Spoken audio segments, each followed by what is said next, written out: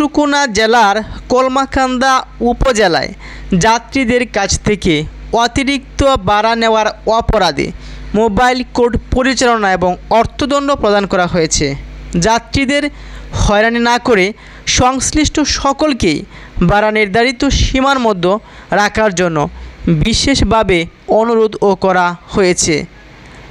এই উদ্যোগকে সাধুবাদ জানিয়েছে দুর্গাপুর কলমাকান্দার সর্বস্তরের জনগণ।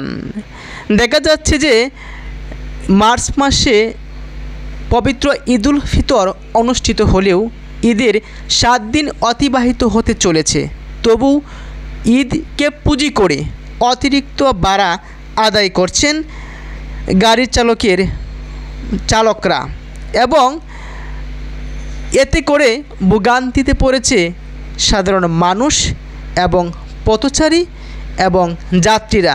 তাই এর পূর্বে দুর্গাপুর কথা নিউজে আমরা বেশ কিছু পোস্ট করেছি যে পূর্বদলা দুর্গাপুর ব্যবস্থা নিয়েছে অতিরিক্ত ভাড়া যেন আদায় না করা হয়।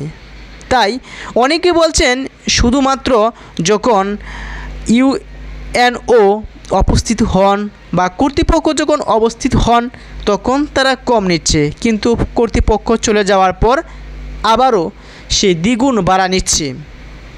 অনেকেই অজুহাত হিসেবে বলতেছে যে আমরা একবার গাড়িটা খালি নিয়ে যাব ঢাকা, তারপর আবার খালি আসবে, বা আবার কলমাকান্দা থেকে ঢাকা গাড়ি একবার যাবে, ফুল ভর্তি হবে না, নানা অজুহাতে তারা এই ভাড়াটা আদায় করছেন, এমনটাই বলছেন চালকরা। তবে অনেকেই বলছেন রাস্তার দূরত্ব যেহেতু সমান, আমরা যদি কলমাকান্দা থেকে ঢাকা পর্যন্ত 500 টাকা দিয়ে যাই, তার একই রাস্তা কলমাকান্দা থেকে ঢাকা পর্যন্ত কেন 800 টাকা দিতে হবে? বোনাস হিসেবে 50 টাকা 100 টাকা বেশি নিতে পারে, কিন্তু কেন ডাবল ভাড়া নিচ্ছে?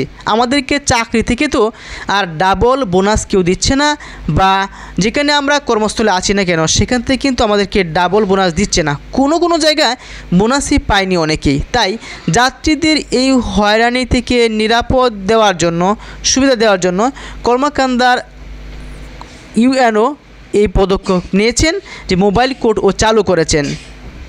তাই শীঘ্রই বদলে যাবে দুর্গাপুর কলমাকান্দার অতিরিক্ত ভাড়া আদায়কারীদের এই মনোভাব এবং চিন্তাভাবনা। তবে সকলকেই সম্মিলিতভাবে সঙ্গে থাকতে হবে, কর্তৃপক্ষকে সহযোগিতা করতে হবে। কে বা কারা কোন কাউন্টার থেকে, কোন বাস থেকে, কোন সময়ে অতিরিক্ত ভাড়া আদায় করছে, আপনার তথ্য দিয়ে সহযোগিতা করবেন মোবাইল কোর্টের মাধ্যমে। ধন্যবাদ।